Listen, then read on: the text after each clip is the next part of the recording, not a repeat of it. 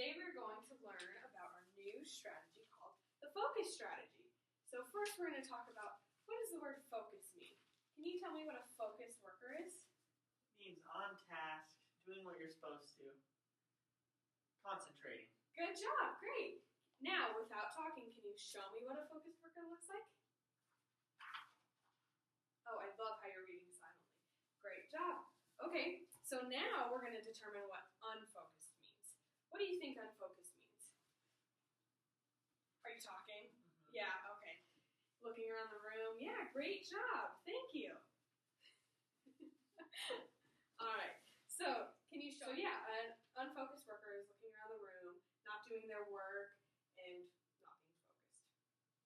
Okay, so now we're going to define strategy. Since we're learning a new strategy, what is a strategy?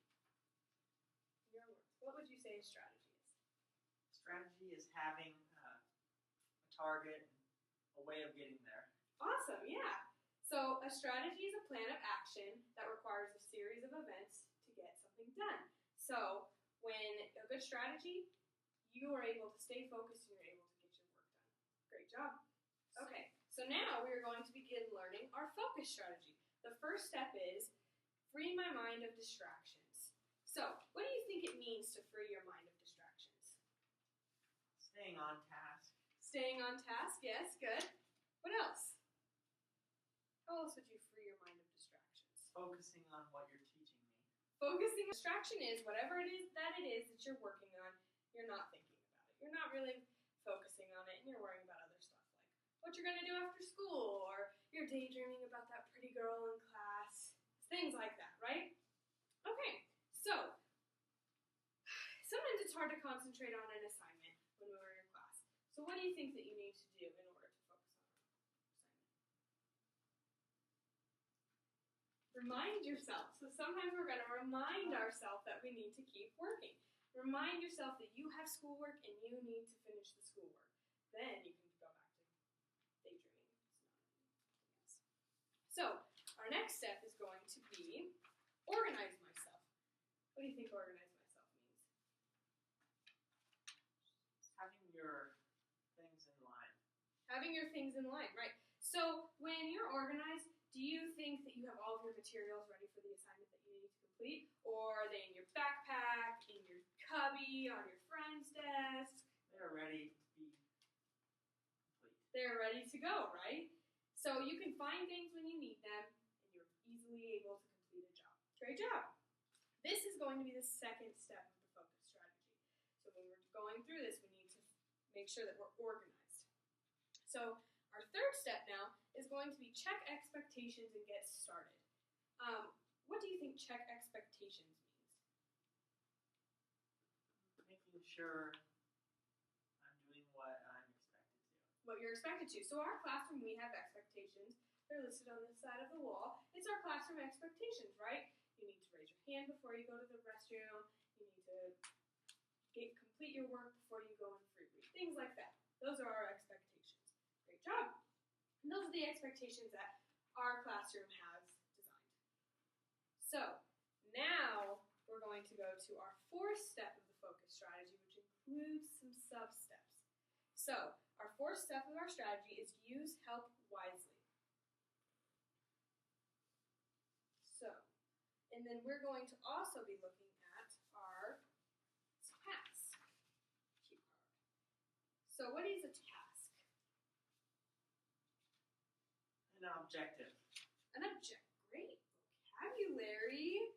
Wow. Nice job. Okay. Yes, a task is something, an objective, or something that we need to get done, right? Think before asking for help is our first sub-step. What do you think that that means? That means making sure you have a question that you want to ask the teacher, knowing what you're asking. Good. What should you read before we ask for help?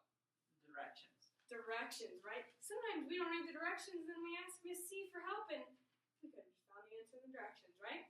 Great. So, why do you think that we should do this? Why do you think that this is a good thing to do? If we don't really have a question, we might be wasting your time and another student might need help. Awesome. Thank you. All right, so now we're going to go to our next sub-step, which is ask at the right time. What do you think the right time is to ask? After you've read the directions, Do you think when I'm still speaking is a good time to ask? after you're done talking. After I'm done talking, right? Or after, and what about if I'm working with another student? Do you think that that's an appropriate time to ask? Wait till you're done with them. Great, awesome. That leads us into our next sub-step, signal and work while waiting. So, all your classmates have begun working and I'm no longer talking. The next step is to signal and work while waiting. What do you think that this means? I'll let you know I have a question by raising my hand, but continue working on that assignment. Great. So, that was exactly what I wanted you to say. So you're going to raise your hand. I'll make sure I look at you and see you that you raise your hand. Don't just go like this because I won't even know. So raise your hand, get my attention that I saw you, and then whenever I'm done working with the previous student or working on whatever I'm done, I will walk over and I will help you when I can. Great. All right. So now our last sub-step is know what to say. What do you think this means? Know my question before I call you over. Great. I don't want to walk over here and then you not know what I'm gonna, not even know what you need to ask me, right? What do you think that a good way to remember what if you forgot your question? How are you going to remember your question? Write my question down. Good, good. You're going to write your question down. What else could you do? If it's in the text and you have a question about the text, what do you think you could do? Underline it. Underline it. Great job, Jordan.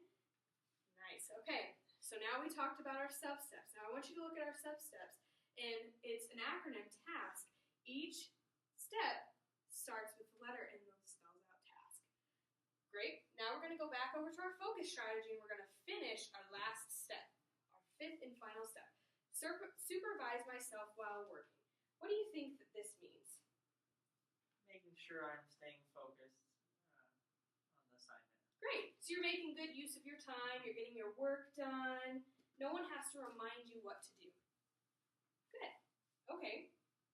Focus workers are good managers of their time and behavior when working. Therefore, they do not need supervision from me. So I don't need to constantly, Jordan, can you please finish your work? Jordan, work please. Nice job. Okay. Last and finally, we're going to talk about our focused hand signal. So whenever I put my thumb up, we're going to say, focus, right? And this is going to be the hand signal for focus. So we're going to go focus, free my mind of distractions, organize myself, check expectations and get started, use help wisely, supervise myself while working. Good? We also have a signal for task. So our task, to remember our task, if you're working and you kind of forget, it'll be posted on the wall too, but this is another way to help you.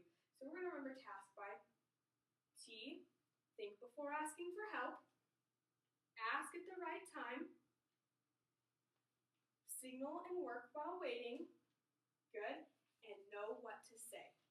Make sense? Mm-hmm. Great job. Thanks, guys. So now I'm going to model the focus strategy like we learned yet earlier. Free my mind of distractions, organize myself, check expectations and get started, use help wisely, and supervise myself while working. So I'm going to be both the student and the teacher. So when I have my scarf on, I am the teacher. When I have my scarf off, I am the student. Okay? So yesterday, you learned how to write simple sentences. Today, I want you to practice writing simple sentences on your own. Be sure to use the two formulas we discussed. First, write 3 sentences that include 1 subject and 2 action words. Then write 3 sentences that include 2 subjects and 1 action word. As you work, please use the focus strategy. So the teacher just gave us an assignment and she wants us to spell sentences. So the first thing that I need to do is the F step reminds me that I need to free my mind of distractions. I see that some of the students over there are talking about, but I'm not going to listen. I'm really excited about my baseball game after school, but I think I'll think about that during lunch. Right now, I need to concentrate on writing my sentences.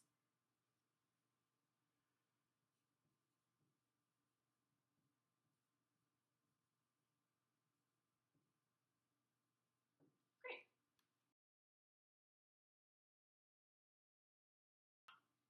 Next, I'm going to model the O step. The O step requires me to organize myself. So I need to make sure that I don't have anything on my desk that'll get in my way when I'm trying to do my work.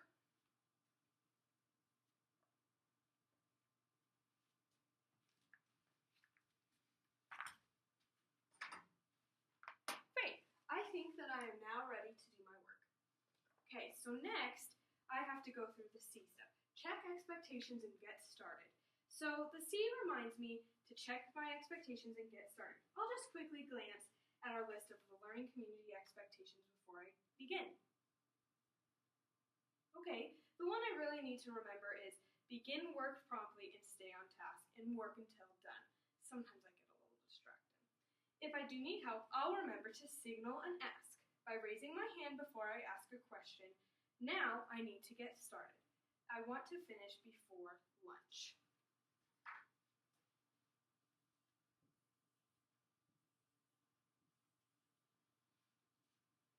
Uh-oh, I'm having a little trouble with this. I finished my first 3 sentences. I think I did okay on those, but I'm not sure what to do on the next 3. Maybe my next step in focus can help me. Okay, so my next step in the focus strategy is use help wisely. Under this step, I can think about our tasks. So think before asking for help, ask at the right time, signal and wait, work while waiting, and know what to say. So the T substep reminds me to first think. Well, I did think the first set of sentences okay. The problem as I see it is that I don't know how many subjects or action words I should use in my second set of sentences. Did the teacher say 2 subjects with 2 action verbs or 1 action verb? I can't remember what she said. So let's see. The A substep reminds me to ask at the right time. So I see that the teacher just left Sam's desk and she isn't busy. So I think I'll raise my hand right now and wait for her.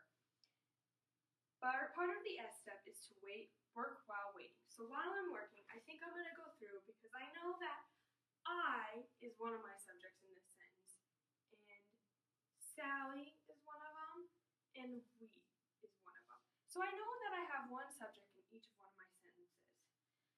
So I'm able to check my spelling. I think that I spelled all those words right. I think so. Okay. So now my teacher comes over and she says, "Thank you for raising your hand and waiting for me to come to your desk. What can I do to help?" Well, I finished my 3 simple sentences with 1 subject and 1 verb, but I can't remember what I'm supposed to do for the second set. How many subjects and how many action words do I need to have in my next set of sentences? You are to write 3 sentences with 2 subjects and 1 action verb. I see you did very well on the first 3 sentences. You used the right formula and end punctuation. It also looks like you checked your spelling on all 3 sentences. Good job. Thank you. Now I think I know what to do in order to finish the work on time and earn a good grade.